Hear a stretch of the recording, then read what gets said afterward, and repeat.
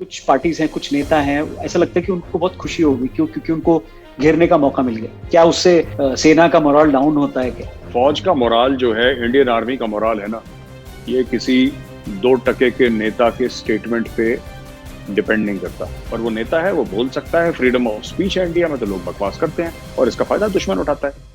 Hi guys, नमस्ते, जय हिंद। मैं हूं रौनक। मेजर गौरव आर्या सर, स्वागत है आपका editor in chief Chanakya forum. बहुत जबरदस्त ऐप है, अगर लोगों ने अब तक डाउनलोड नहीं किया है तो मैं उनसे रिक्वेस्ट करूंगा, डिस्क्रिप्शन में लिंक दिया है, उस पर क्लिक करके डाउनलोड करिए। और जियोपॉलिटिक्स हो, कूटनीति हो, विदेश नीति हो, नेशनल सिक्योरिटी हो, इस मुद्दे पर बड़ी सारी बातें वहां पर होती है। सर, बड़ा जबरदस्त रिस्पॉन्स मिला है लोगों को Chanakya forum. Thank you very much इस प्लेटफॉर्म के लिए। नहीं, थैंक यू वेरी मच। आपने बोला, उससे काफी हमें बहुत लोगों ने हमारा डाउनलोड करा और वो अब थाउजेंड्स में चला गया, जो कि कुछ नंबर नहीं था। सो थैंक यू रौनक भाई, बहुत बहुत इसके लिए। आज चाइना के बारे में हम लोग बात करने वाले हैं और उससे जुड़े बड़े सारे आर्टिकल्स और बहुत सारा कुछ चाणक्य फोरम मैगजीन पे ऑलरेडी है, तो लोग फिर से उसे डाउनलोड करें और जिन्होंने नहीं किया उनको रेकमेंड करें। पहला सवाल चीन के मुद्दे से जुड़ा यही है मेजर गौरव आर्या मेरा, कि चीन चाहता क्या है? चीन चाहता क्या है? चाउमीन में खरगोश मिलाने वाले, चमगादड़ का सूप पिलाने वाली ये कंट्री, इसको पूरी दुनिया से दिक्कत क्या है? भारत को लेकर ये क्या सोचता है और क्या इसके वॉर करने का तरीका बदल गया है? देखिए रौनक भाई, ऐसी बात है कि चीन अपने आप को मिडिल किंगडम बोलता है और चीन का ये मानना है, ज्योग्राफिकली नहीं, एक मुहावरतन जिसको कहते हैं, as a saying, as a belief system, China का ये है कि we are the Middle Kingdom. हम दुनिया के बीचों बीच हैं और दुनिया हमारे इर्द गिर्द घूमती है। ये आज से नहीं, ये 5000 साल से चीन सोच रहा है या 3000 साल से चीन सोच रहा है। जो भी डायनेस्टीज हैं, we are the Middle Kingdom. और एक चाइना में ये बात ये नहीं है कि चाइनीज अपने आप को सुपीरियर समझते हैं, ये बात नहीं है। बात ये है कि चाइनीज दूसरों को इंफीरियर समझते हैं। इसमें फर्क है ना। हमें कह सकते हैं कि भारतीय संस्कृति बहुत अच्छी है, पर हम कभी ये नहीं कहते कि तुम्हारी संस्कृति खराब है। चीन कहता है कि तुम्हारी खराब है, हमारी तो अच्छी है ही है। एक आइडिया। दूसरी चीज, चाइना वर्ल्ड डोमिनेशन चाहता है और इस तरीके से अगर आप चाइना के एक्शन देखिए पिछले 20-30 साल से, आपको साफ पता लग जाएगा चाइना चाहता है दुनिया पे हुकूमत करना। कैसे? जो गरीब देश हैं, जो ऐसे देश हैं जहां पे करप्शन है, जो ऐसे देश हैं जिनकी इतनी मिलिट्री ताकत नहीं है, पाकिस्तान ले लीजिए, नेपाल ले लीजिए, श्रीलंका ले लीजिए, अफ्रीका में कंट्रीज ले लीजिए जो कि अनस्टेबल रेजिम्स रही हैं, जहां पे पॉलिटिकल इंस्टेबिलिटी है, मार्शल लॉ भी लग चुका है, मिलिट्री ज्यादा पावरफुल है, डेमोक्रेटिक इंस्टीट्यूशंस इतने जबरदस्त नहीं है। ऐसी कंट्रीज पे चीन क्या करता है? चीन ये मानता है कि उनकी जो लीडरशिप है वो करप्ट होगी। लीडरशिप के जेब में $100-200 मिलियन डाले, अपनी डील साइन कराई, उनके पैसे बाहर भिजवा दिए अमेरिका में इन्वेस्ट करवाने के लिए, और फिर उस मुल्क को लूट लिया, कब्जा कर लिया। हनुमान टोटा पोर्ट का आपको पता ही है क्या हुआ था वहां पे। पाकिस्तान में आधे पाकिस्तान को वो लोग खरीद चुके हैं, आपको पता ही। तो ये चीन की नीति है। आखिरी जो आपने पूछा था कि क्या चाइना ने अपनी नीति बदल ली है, बिल्कुल बदल ली है। चाइना को ये है कि लड़ाई क्यों लड़ें, जब चेक काट के हम जीत सकते हैं, या वायरस फैला के हम जीत सकते हैं, या फिर 5th जनरेशन वॉरफेयर करके हम जीत सकते हैं। तो रॉकेट वॉकेट ठीक है, टैंक ठीक है, वो प्रेशर डालने के लिए ठीक है, लेकिन हमें लड़ाई नहीं करनी। हमें और युद्ध के तरीके सोचते हैं। हमें जो मुद्दा हासिल करना है, वो मुद्दा हमें हासिल करना है, चाहे वो टैंकों से हो, चाहे वो ट्विटर से हो, चाहे वो वायरस से। सर, कोरोना वायरस क्या चाइना की प्लानिंग थी? एक सवाल, एक थ्योरी ये भी आती है। वुहान लैब के बारे में बड़ी सारी बातें निकल के आती है, लेकिन ये हमारी गलती नहीं है। क्या ये साबित करने में चीन कामयाब रहा? If yes, then how? देखिए, फिर वही चीज है रौनक भाई जो पहले मैंने बताई थी। चाइना ये नहीं कह रहा कि हमारी गलती नहीं है। इसके अलावा चाइना ये भी कह रहा है कि नहीं, पूरी दुनिया की गलती है। नाउ इसमें ना फर्क है दोनों का सोचने का, कि लोग किस तरीके से सोचते हैं, किस तरीके से इस इंफॉर्मेशन को अब्सॉर्ब करते हैं। चाइना ये कह रहा है कि शुरू में चाइना जब डिफेंसिव पे था, चाइना ने बोला कि हाँ साहब, वो वेट मार्केट से गया है और ये सब। धीरे चाइना ने डैमेज कंट्रोल करा, चाइना ने अपने कोरोना वायरस को रोका। दुनिया में भी जब वो देख रहा है कि लहर कम हो रही है, अब चाइना का एक नैरेटिव किक इन हो रहा है। नैरेटिव कैसे होता है किक इन? नैरेटिव इस तरीके से होता है कि न्यूयॉर्क टाइम्स है, वॉशिंगटन पोस्ट है, जो बड़ी बड़ी रिस्पेक्टेड मैगजीन्स हैं, टाइम मैगजीन है जो बड़ी रिस्पेक्टेड है, उसमें पैसा देके, उसमें एडवर्टाइजमेंट देके, बिलियंस ऑफ डॉलर्स खर्च करके चाइना ऐसा काम करेगा कि चाइना ये बोलेगा, साहब देखिए, साफ सीधी बात है, हम तो कुछ कर नहीं रहे, ये बाहर से आया है। चाइना तो विक्टिम खुद है, तो चाइना अभी विक्टिम कार्ड खेल रहा है। जो अग्रेसर है वो अपने आप को विक्टिम बताने की कोशिश कर रहा है।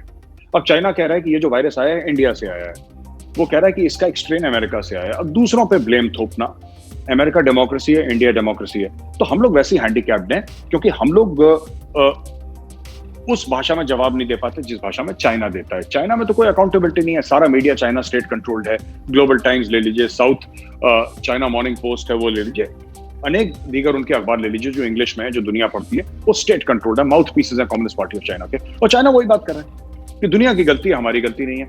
और डैमेज कंट्रोल कैसे कर रहा है? पैसे खर्च करके New York times, Washington post, time magazine पे बड़ी बड़ी एड दी हैं, उनको अपना मुरीद सा बना लिया, अपना फॉलोअर सा बना लिया, उनके मुंह पे पैसे मारते हैं, अपना एक मौकफ चला रहे हैं, अपना एक नैरेटिव चाइना दुनिया भर में चला रही है। हम लोग क्या कर रहे हैं, गलती कर रहे हैं कि हम लोग थोड़ा सा डिसेंसी में रह जाते हैं। जो धर्म की लड़ाई है ना, वो राक्षसों से नहीं लड़ी जाती, ये हमें थोड़ा सा समझना पड़ेगा। राक्षसों से फिर राक्षसों वाली लड़ाई लड़ी जाती है, और चाइना इस चीज का फायदा उठा रहा है रौनक भाई। इसलिए आपको ये दिख रहा है कि चाइना का जो नैरेटिव है वो दुनिया ज्यादा उसको कंज्यूम कर रही है, उसको बिलीव कर रही है, और अमेरिका और इंडिया का नैरेटिव अभी इतना ज्यादा कंज्यूम नहीं कर रही। चाइना इसलिए आगे चल रहा है। सर, एक सवाल बार बार उठता है, किया जाता है, चाइना ने क्या हिंदुस्तान की टेरिटरी पे कब्जा किया या नहीं किया? अगर नहीं किया तो ये बात क्यों फैलाई जाती है कि कर लिया है? क्योंकि इससे क्या फौज का मोरल डाउन होता है? देखिए रौनक भाई, ऐसा है कि मैं आपको बताता हूँ, लोगों को ना जो लोग ये फैला रहे हैं एक्चुअली सच उनको भी पता है, पर ये अपनी पॉलिटिक्स के लिए कि हमें कुछ वोट मिल जाए, कुछ सीटें जीत जाएं, इसलिए ये सब लोग उल्टी सीधी बातें करते रहते हैं। देखिए, जो लोग भी कह रहे हैं, कुछ लोग कह रहे हैं कि चीन ने हमारी टेरिटरी घेर ली है। अगर आप उनसे सिर्फ ये पूछे कि सर आपको कैसे पता, तो इस बात का जवाब सिंपल सी बात है, आपको कैसे पता? आप गए थे, आपने अपनी आंखों से देखा, है ना? क्या आपने अपनी आंखों से देखा? क्या आप इसकी गारंटी ले सकते हैं कि आपने अपनी आंखों से देखा? साहब ये मेरे पास प्रूफ है। कोई नहीं कह सकता। एक उड़ी उड़ी सी सैटेलाइट की इमेज दिखा दी, और जो सैटेलाइट में नीचे चीजें दिख रही है वो यही नहीं पता कि इंडियन आर्मी का टेंट है कि चाइनीज आर्मी का टेंट है। We are not able to make out. तो ये देखिए, मैं आपको बताता हूं, मैं कैसे कह सकता हूं कि चाइना ने टेरिटरी नहीं घेरी, और मैं ऑन द रिकॉर्ड कह रहा हूं कि चाइना ने हमारी टेरिटरी नहीं घेरी। इशू क्या हुआ है कि जो लाइन ऑफ एक्चुअल कंट्रोल है ना, वो परसेप्शनल है। जो हम लोग समझते हैं कि तारबंदी वाला बॉर्डर, जैसे हमने फिल्मों में देखा है, इंडियंस को कहां पे कंफ्यूजन है कि जैसे तारबंदी का बॉर्डर है, यहाँ पे चाइनीज ट्रूप्स घूम रहे हैं, यहाँ पे इंडियन ट्रूप्स ऐसे घूम रहे हैं और आगे पीछे बंदूक लेके। लाइन ऑफ एक्चुअल कंट्रोल पे ऐसा नहीं होता है। 3,500 तकरीबन किलोमीटर का लाइन ऑफ एक्चुअल कंट्रोल है। उत्तराखंड से लेकर लद्दाख से लेकर अरुणाचल से लेकर सिक्किम से लेकर ये पूरा ऐसे जाता है अलग अलग दीगर स्टेट से।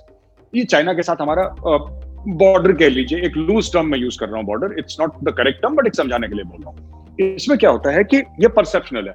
चाइना समझता है कि यहां तक उसका बॉर्डर है, इंडिया समझता है कि वहां तक उसका बॉर्डर है। और जब भी हमने कुछ कोशिश करी, 20-25 से ज्यादा कोशिशें कर चुका, चाइना कभी इस पर बैठने को राजी नहीं है कि एक बार ले दे के खत्म करें, बॉर्डर बनाए, आप भी शांति से रहो, हम भी शांति से रहें। चाइना का डिस्प्यूट रहा है, चाइना का जो लैंड बॉर्डर है वो 12 देशों के साथ है। आपने सुना भी होगा ये बात।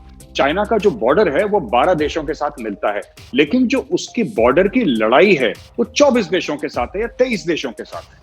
तो ऐसा जरूरी नहीं है रौनक भाई कि चाइना की लड़ाई भारत के साथ हो, क्योंकि भारत के साथ उसकी सरहद मिलती है।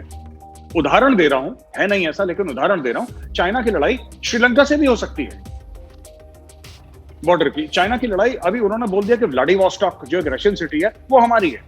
तो चाइना एक, जिसको कहते हैं कि एक जमीन की हवस है कि किसी तरीके से मैं जमीन घेर लूं, तो चाइना ऐसा सोचता है। हमारी जमीन चाइना ने 1 इंच नहीं ली। आर्मी चीफ ने ऑन रिकॉर्ड बोला है, आप नेताओं को छोड़ दे, बीजेपी कांग्रेस छोड़ दीजिए, आर्मी चीफ ने बोला ऑन रिकॉर्ड कि हमारी जमीन नहीं ली। और मुझे क्यों पता है? मुझे इसलिए पता है क्योंकि मेरा ताल्लुक 17 कुमाऊं रेजिमेंट से है, और मेरी रेजिमेंट आज भी मेरी रेजिमेंट तांगसे एक जगह है, तांगसे में मेरी रेजिमेंट है, मेरी यूनिट है, मेरी पलटन जो है 17 कुमाऊं, वो तांगसे में है। और तांगसे का ये पूरा जो एरिया नहीं, पेंगोंगसो लेक का जो आप लोग जिक्र करते हैं जी, वो इलाका मेरी यूनिट का है।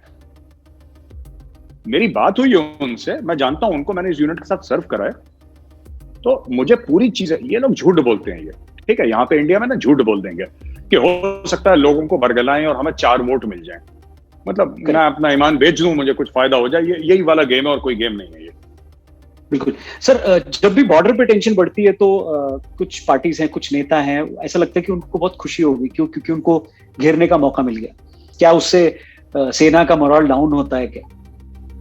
देखिए, फौज का मोरल जो है, इंडियन आर्मी का मोरल है ना, ये किसी 2% के नेता के स्टेटमेंट पे डिपेंड नहीं करता। कोई ये बोले कि इंडियन आर्मी का मोरल कम हो गया, ज्यादा हो गया, लेकिन हर एक जवान के पास आजकल स्मार्टफोन है और वो लोग भी सोचते हैं, देखते हैं क्या बकवास करते रहते हैं 24 घंटे ये लोग ना, इनके पास कुछ काम नहीं है, बस कुछ भी बोल दिया मुंह पे, कहीं पे भी दुनिया में बैठा है उसने कुछ बोल दिया, लद्दाख में ये हो गया। अब उस नेता से पूछो कि तुम्हें कैसे पता यार, तुम्हें कैसे पता? और वो नेता है, वो बोल सकता है, फ्रीडम ऑफ स्पीच है इंडिया में, तो लोग बकवास करते हैं और इसका फायदा दुश्मन उठाता है। अब जब चाइना इन नेताओं की स्पीच लेता है और चाइनीज में ट्रांसलेट करके अपने वीवो प्लेटफॉर्म पे डालता है, सोशल मीडिया पे प्लेटफॉर्म पे, वो चाइनीज को ये बताता है कि देखो इंडिया का पॉलिटिशियन ये बोल रहा है, ये सच्चाई है इंडिया की। अब चाइनीज लोगों ने तो कभी फ्रीडम देखा नहीं, उनके यहाँ तो वन पार्टी रूल है, वहां पे बोलने की आजादी नहीं है। चाइनीज को ये लगता है कि क्योंकि वहां पे अलाउड नहीं है ना ये सब बोलना, कोई पॉलिटिशियन अपनी मनमर्जी से कुछ भी बोले, तो इनको ये लगता है कि हाँ हमारे जैसा जो निजाम है, हमारे जैसा जो अरेंजमेंट है वो इंडिया में भी है, तो अगर इंडियन नेता बोल रहा होगा तो ठीक ही बोल रहा होगा। अब यहाँ पे ऐसे मक्कार लोग हैं जो ये सब बातें करते रहते हैं कि कुछ पॉलिटिकल फायदा हमें हो जाए, कुछ राजनीतिक फायदा हमें हो जाए, हमें 4 वोट मिल जाए, 2-3 सीटें मिल जाए, तो आप सरकार को घेरिए, आप सरकार को जरूर घेरिए, लेकिन आप सरकार को गलत चीजों पे देखिए। जब देश के ऊपर बादल मंडराते हैं, आप इजराइल को देख लीजिए, इजराइल की पॉलिटिक्स भी बहुत ही खतरनाक है और बहुत ही कॉम्पिटिटिव पॉलिटिक्स है, लेकिन जब इजराइल मुश्किल वक्त को फेस करता है तो उनकी ऑपोजिशन और उनकी जो रूलिंग पार्टी है वो बिल्कुल एक हो जाती है, एकदम एक हो जाती है, उनके सुर एक हो जाते हैं और वो कहते हैं ठीक है हम एक दूसरे का गला काटेंगे, एक दूसरे से सवाल जवाब करेंगे, एक दूसरे की छीछालिद्दर करेंगे, लेकिन तब करेंगे जब जंग खत्म हो जाएगी, जब हमारा दुश्मन खत्म हो जाएगा। इसीलिए इजराइल इतना सक्सेसफुल है। हम लोगों को इसलिए प्रॉब्लम आती है कि आप कुछ भी करिए, आप सर्जिकल स्ट्राइक करिए, 4 लोग बोल देंगे तो हुई नहीं। अब आर्मी कह रही है कि हुई है, हमने करी है, ये लोग कह रहे हैं हुई नहीं, तो अब आप लोगों के दिमाग में डाउट क्यों? क्योंकि कुछ सीटें जीत जाएं। अच्छा, दुख की बात ये सीटें भी नहीं जीतते, ये चुनाव भी हार जाते हैं, फिर भी बकवास इनको कर रही है। कुछ तो फायदा हो भाई, तुमने अपने देश को बेचा है, तुम्हें फायदा क्या हुआ बेच के? तुम चुनाव फिर भी हार गए, तुम लगातार हारते आ रहे हो, एक सीट नहीं आ रही तुम्हारी, लेकिन फिर तुम्हें बकवास करनी। तो ये कंटिन्यू करेगा रौनक भाई, ये आप कुछ नहीं कर सकते, लोगों की फितरत होती है, आप इनको रोक नहीं सकते।